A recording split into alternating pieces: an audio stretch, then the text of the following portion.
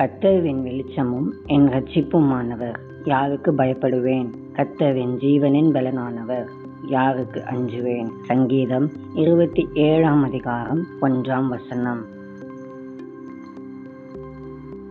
இன்று உங்களை பயமுறுத்தும் காரியம் எது?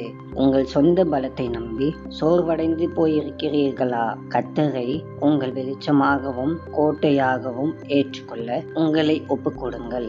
அவர் நமது ஜீவனை தாங்கும் அஸ்திபாரமாய் இருக்கிறார். எனவே நமக்கு விரோதமாக எந்த ஒரு சூழ்நிலை எழும்பினாலும் நாம் அஞ்ச தேவையில்லை.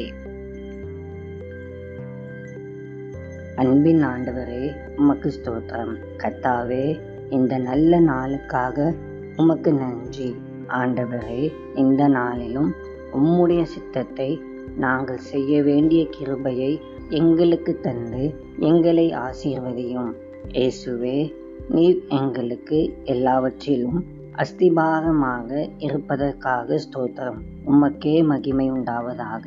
இயேசுவின் மூலம் ஜெபிக்கிறோம் எங்கள் நல்ல பிதாவே. ஆமேன்.